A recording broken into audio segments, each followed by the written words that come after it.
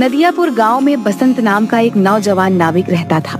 नदियापुर गांव की सीमा में आने जाने के लिए लोगों को नाव का ही सहारा लेना पड़ता था। बसंत एक सीधा साधा नाविक था। उसके परिवार में उसकी पत्नी और एक बूढ़ी माँ थी। बसंत बेहद गरीब था।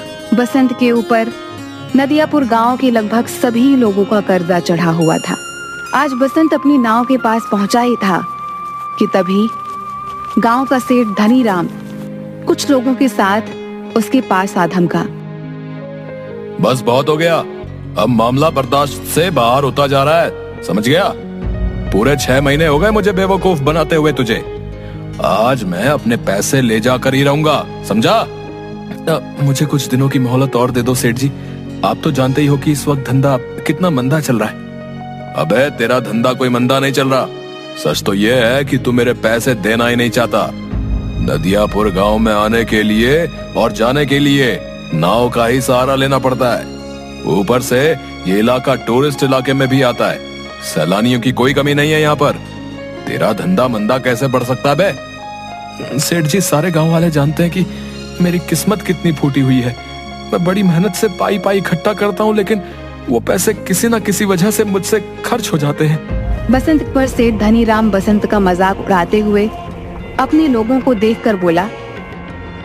रे सुना तुम लोगों ने, ये बड़ी मेहनत से पाई पाई जोड़कर रकम इकट्ठा करता है और इसे खुद नहीं पता कि इसके पैसे कहाँ खर्च हो जाते हैं बे?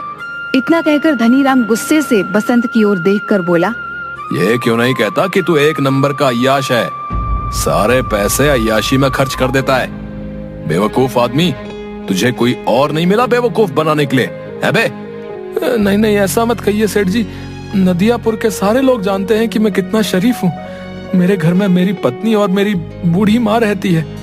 मैंने तुझसे ये नहीं पूछा कि तेरे घर में कौन कौन रहता है, समझ गया?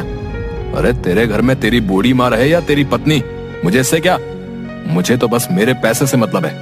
और रहा सवाल तेरे शरीफ होने का, अरे तूने तो सारे गांव से कर्जा ले रखा है और जहां तक मुझे जानकारी है तूने किसी के पैसे नहीं चुकाए। मुझे थोड़ी सी मोहलत और दे दीजिए सेठ जी। मैं वादा करता हूँ कि मैं आपकी एक एक पाई चुका दूंगा। ठीक है, लेकिन इस बार मैं तुझे 10 दिन से ज्यादा की मोहलत नहीं दे सकता। 10 दिन के अंदर अंदर अगर मुझे मेरे पैसे नहीं मिले ना, तो मैं तेरा मकान तुझसे छीन कर तुझे धक्के देकर तेरे मकान से बाहर निकाल दूंगा। समझ में आ गई? इतना कहकर धनीराम वहाँ से चला गया और बसंत अपना मुंह लटकाते हुए अपने काम पर लग गया। शाम को थका हारा बसंत जैसे ही अपने घर पर पहुंचा, उसकी पत्नी बोली। आ गए सेठ जी घर पर? आपके पीछे बहुत सारे मेहमान आपको पूछते हुए आए थे। उन्होंने आपका काफी देर तक इंतजार किया और बेचारे इंतजार करके बहुत थक गए। अभी कुछ देर पहले ही गए हैं। झुमकी, मैं जानता हूँ कि तुम किनकी बात कर रही हो। जब तुम सारी बातें जानते ही हो तो फिर उन सबके कर्जे क्यों नहीं चुका देते? तुम अच्छी तरह से जानती हो झुमकी, पिछले कुछ सालों से मेरे साथ क्या हो रहा है। मैं जब भी कुछ पैसे जमा करता हूँ वो किसी न किसी तरह से खर्च हो जाते हैं। पिछली बार माँ का पैर टूट गया था, उसके इलाज में कितने पैसे खर्च हो गए। उसके बाद चोट लगने से तुम्हारी पसली फ्रैक्चर हो गई थी, उसके इलाज पर कितने पैसे खर्च हो गए। मैं तुम्हारी बातों को समझती हूँ, लेकिन गाँव वाले इस बात को नहीं समझते। उन्हें तो बस अपने पैसों से मतलब है और आखिरकार वो तुमसे कब तक पैसे नहीं मांगेंगे। गांव का मुखिया धमकी देकर गया है, अगर तुमने गांव वालों के पैसे नहीं दिए तो वो तुम्हारी नाव छीन लेगा। और सेठ धनीराम मुझे धमकी देकर गया है कि अगर 10 दिन के अंदर मैंने उसके पैसे नहीं दिए तो वो मुझसे मेरा मकान छीन लेगा। मेरी समझ में नहीं आता कि अब मैं क्या करूं। मेरी समझ में नहीं आता, गांव में जितने भी नाविक हैं उन सब की ऐश की चांदी कट रही है। उन सब के मकान देखे हैं तुमने? ऐसा लगता है जैसे कि वो कोई नाव नहीं बल्कि कोई कंपनी चलाते हो। तुम सारा दिन नदी के किनारे क्या करते रहते हो? कितनी बार कह चुका हूँ झुमकी, टूरिस्ट मेरी नाव में नहीं आते। ये क्यों नहीं कहते कि तुम्हारी नाव में गांव के भूखे नंगे लोग ही आकर बैठते हैं? उनसे तुम्हें कितनी आमदनी होती होगी। तुम अपनी नाव में नदियापुर घूमने आए सैलानियों को क्यों नहीं बिठाते? जितने भी नाविक हैं वो झूठ बोलकर टूरिस्ट को अपनी नाव में बैठाकर सिर्फ उन्हें चूना लगाते हैं और मुझे झूठ बोलना नहीं आता। नहीं चाहिए मुझे हराम की कमाई। अरे सच्चाई के देवता, ये धंधा है। ये क्यों नहीं कहते कि तुम्हें धंधा करना ही नहीं आता? जिसे तुम धंधा कह रही हो मैं उसे अच्छा नहीं समझता। मेरी तो किस्मत ही फूटी हुई है कि मुझे तुम्हारे जैसा पति, बेवकूफ पति मिला। अगर ऐसे ही हाल रहा ना तो वो दिन दूर नहीं कि जिस दिन तुम्हारी नाव भी तुमसे छीन ली जाएगी। उसके बाद मुझे और माँ जी को इस घर से धक्के देकर बाहर निकाल दिया जाएगा। उसके बाद अपने सच्चाई के प्रवचन बाहर बैठकर देते रहना। इतना कहकर झुमकी गुस्से से वहां से चली गई। ऐसे ही 10 दिन गुजर गए। 10वें दिन बसंत नदी के किनारे उदास बैठा हुआ गहरी सोच में डूबा हुआ था कि तभी वहां पर धनीराम फिर से आ पहुंचा। याद है ना बसंत, आज तेरा आखिरी दिन है। अब इससे ज्यादा मैं तुझे और मोहलत नहीं दे सकता भाई। शाम को मैं तेरे घर पर आऊंगा वसूली करने के लिए। मेरे पैसे तैयार रखना, नहीं तो अपना बोरिया बिस्तर समेटकर चुपचाप चले जाना। इतना कहकर धनीराम वहां से चला गया। बसंत अपने आप से बोला, अब क्या होगा? पूरे 10 दिन से मेरी नाव में मुश्किल से 20 मुसाफिर भी नहीं बैठे होंगे। मैं धनीराम के पैसे कहां से दूंगा? अगर मैंने उसे पैसे नहीं दिए तो वो मेरे परिवार को बेइज्जत करके घर से निकाल देगा। मैं कहां जाऊं? क्या करूं? बसंत हसरत भरी निगाहों से और नाविकों को देखने लगा जिनकी नाव पर टूरिस्ट सवार थे। तभी बसंत के कानों में एक बूढ़े व्यक्ति का स्वर टकराया। क्या तुम मुझे दूसरी दुनिया के छोर तक छोड़ सकते हो? बसंत उस बूढ़े की बात सुनकर हैरत में पड़ गया। लगता है आपका दिमाग खिसका हुआ है बाबा। ये कैसी बातें कर रहे हैं आप? मेरा कहने का मतलब ये है बेटा, तुम मुझे इस नदी के दूसरे किनारे पर छोड़ देना। तो सीधे सीधे ये कहिए ना बाबा कि आपको दूसरी सीमा पर उतरना है। ठीक है बाबा, 200 लगेंगे। मैंने सुना है कि तुम बूढ़े और गरीब यात्रियों से पैसे नहीं लेते। सही सुना है बाबा, लेकिन क्या करूं? लगता है मुझे अपने नियम और कायदे अब बदलने पड़ेंगे। चाहे कितनी भी मुसीबत क्यों ना आ जाए, अपने उसूल इंसान को कभी नहीं बदलने चाहिए। वक्त बदलते हुए देर नहीं लगती। मैं इस वक्त बहुत परेशान हूँ बाबा। जाओ जाकर कोई दूसरी नाव पर बैठ जाओ। लेकिन मुझे तो सिर्फ तुम्हारी ही नाव पर बैठना है, पर मेरे पास पैसे नहीं है तुम्हें देने के लिए। अगर तुम मुझे वहां तक छोड़ दोगे तो मैं तुम्हारा एहसानमंद रहूंगा। मेरी पत्नी वहां पर इंतजार कर रही है। बूढ़े की बात सुनकर बसंत को बूढ़े के ऊपर तरस आ गया था। ठीक है बाबा, मैं तुम्हारा दिल नहीं तोड़ूंगा। आइए बैठिए, जहाँ आपको जाना है मैं आपको वहाँ छोड़ दूंगा, ठीक है? बसंत की बात सुनकर वह बूढ़ा रहस्यमयी अंदाज में मुस्कुराते हुए बसंत की नाव में बैठ गया। बसंत की नाव नदी के बीच में पहुंची ही थी कि तभी वो बूढ़ा बसंत से बोला, बस मुझे यहीं तक छोड़ दो। बाबा पागल हो गए हो क्या? यहाँ पर तो सिवाय पानी के अलावा कुछ भी नहीं है। जो मुझे नजर आ रहा है वो तुम्हें नजर नहीं आएगा बेटा। तुम नाव यहीं रोक दो, मैं यहीं उतर जाऊंगा। बाबा तुम डूब जाओगे, पानी बहुत गहरा है। मगर बूढ़े ने बसंत की बात नहीं सुनी और नदी में कूद गया। यह देखकर बसंत बुरी तरीके से घबरा गया और बड़बड़ाता हुआ बोला, अरे कहाँ फंस गया मैं? अगर ये बूढ़ा मर गया तो इसकी मौत का इल्जाम भी मेरे ऊपर लगेगा। सभी लोगों ने इस बूढ़े को मेरी नाव में सवार होते हुए देखा है। अब क्या करूं? लगता है मुझे भी नदी में कूदना ही पड़ेगा। इतना कहकर बसंत ने नदी में छलांग लगा दी।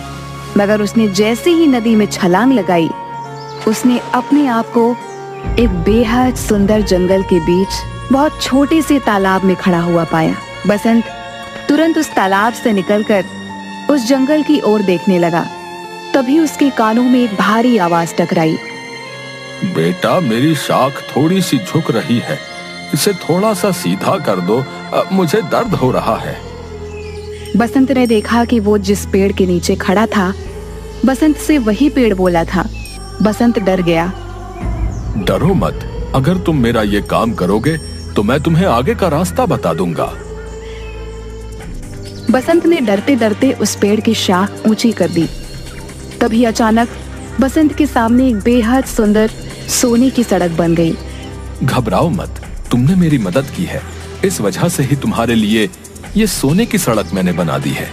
तुम यहाँ से सीधे राजमहल तक पहुँच जाओगे। लेकिन ये कौन सी जगह भाई? कुछ देर बाद तुम्हें पता लग जाएगा। तुम जिस रास्ते से यहाँ पर आए हो वो रास्ता सिर्फ शाही लोगों के लिए खुलता है। तुम जरूर कोई खास हो। कुछ दूर चलकर बसंत की नजर एक पेड़ पर गई जहां पर लाल लाल सेब लटक रहे थे। अचानक एक सेब बसंत की ओर देखकर बोला, देख क्या रहे हो? अगर तुम्हें भूख लगी है तो मुझे खा लो। अरे वाह, ये मैं कहाँ आ गया? वो बूढ़ा जरूर कोई मायावी व्यक्ति था। नहीं नहीं, मैं जहाँ पर रहता हूँ वहाँ पर बोलने वाले फल नहीं होते। अगर वो बोलते तो हम बिल्कुल नहीं खाते। तुम वाकई बहुत दयालु लगते हो। तुम्हारा इस जादुई नगरी में स्वागत है। इस सोने की सड़क पर सीधे चले जाओ। कुछ ही देर में तुम महल तक पहुंच जाओगे।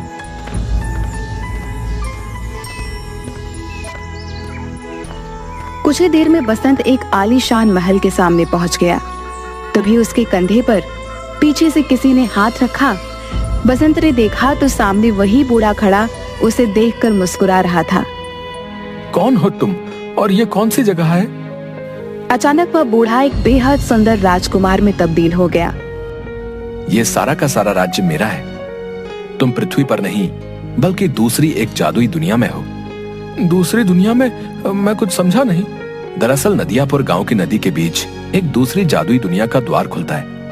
ये एक जादू की दुनिया है। तुम्हारा महल तो बिल्कुल सोने का मालूम होता है। यहाँ के दरवाजे, यहाँ तक कि सैनिक भी सोने के ही मालूम होते हैं। सोने के मालूम नहीं होते, ये सोने के ही हैं। मैं तुम्हें बहुत दिनों से नाव में बैठा हुआ उदास देख रहा था। मैं जानता हूँ कि तुम बहुत अच्छे स्वभाव के हो और तुम्हारी दुनिया में अच्छे व्यक्तियों के साथ अच्छा बर्ताव नहीं होता, जबकि हमारी दुनिया में ऐसा बिल्कुल नहीं होता। इसलिए मुझे लगा तुम्हारी मदद करनी चाहिए। इतना कहकर वो राजकुमार बसंत को महल के अंदर की ओर ले गया, जहां पर सोने के सिक्कों के ढेर लगे हुए थे। ये सारे सोने के सिक्के तुम्हारे हैं। तुम्हारी जितनी मर्जी हो यहाँ से ले जा सकते हो और तुम जब चाहो यहाँ पर आ सकते हो। मगर याद रखना, तुम्हें इस बात को हमेशा रहस्य ही रखना होगा। यहाँ तक कि तुम्हें अपनी पत्नी और माँ को भी इस बारे में कभी नहीं बताना। जिस दिन तुम इस राज को छुपाने में नाकामयाब हो जाओगे, तुम्हारे लिए इस दुनिया के द्वार बंद हो जाएंगे, क्योंकि ये यहाँ का नियम है। बसंत ने एक थैले में सैकड़ों सिक्के भर लिए। वो राजकुमार उसे उसी जादुई पेड़ के पास मौजूद उस छोटे से तालाब पर ले आया। तुम इस तालाब में कूद जाओ, तुम अपनी नाव में दोबारा वापस पहुंच जाओगे। बसंत जैसे ही उस तालाब के अंदर कूदा, उसने दोबारा खुद को नदी के बीच में पाया।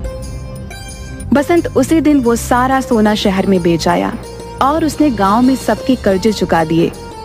देखते ही देखते बसंत नदियापुर का सबसे बड़ा सेठ बन गया। एक दिन बसंत की पत्नी ने बसंत से कहा, तुमने आज तक नहीं बताया जी, क्या आखिरकार तुम इतने ढेर सारे पैसे लेकर कहाँ से आए और तुम कुछ दिनों के लिए अचानक कहाँ लापता हो जाते हो? मैंने तुमसे कितनी बार कहा है झुमकी कि मैं इस बारे में नहीं बता सकता। इतना तो मैं जानती हूँ कि तुम कोई गलत काम नहीं कर सकते। अगर तुम नहीं बताना चाहते तो शायद इसमें ही हम सबकी भलाई होगी। बसंत की अमीरी देखकर धनी राम अंदर ही अंदर जलने लगा। एक दिन उसने अपने खास आदमी भीमा से कहा, मेरी समझ में नहीं आता भीमा कि ये बसंत रातों रात अमीर कैसे बन गया।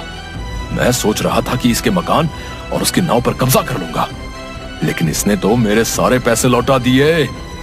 सिर्फ आपके ही नहीं सेठ, उसने सारे गांव वालों के पैसे लौटा दिए।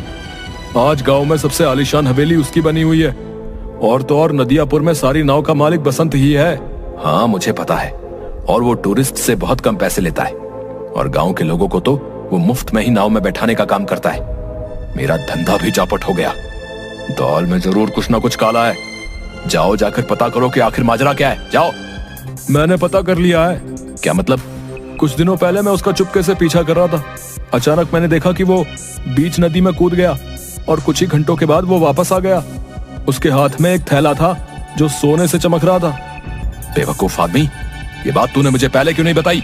इसका मतलब कि नदी के बीचों बीच जरूर कोई सोने की सुरंग है जो उसके हाथ लग गई है। मुझे अभी ले चलो वहां पर।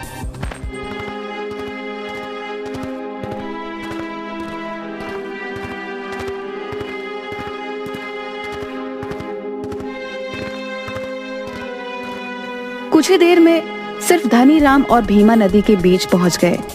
क्या तुम्हें यकीन है भीमा की बसंत यहीं कूदा था? जी, मैंने उसे ठीक इसी जगह छलांग लगाते हुए देखा था। तो फिर देर किस बात की है भीमा? चलो अब हम दोनों साथ साथ कूदकर उस सोने की सुरंग में पहुंच जाते हैं और सारा का सारा सोना आज ही निकाल लेते हैं। आपने तो मेरे मुंह की बात छीन ली। इतना कहकर वह दोनों नदी में कूद गए। अचानक बहुत तेज एक पानी की लहर आई। भीमा और धनीराम डूबकर मर गए। बसंत ने आज तक उस रहस्यमयी कहानी के बारे में किसी को नहीं बताया था।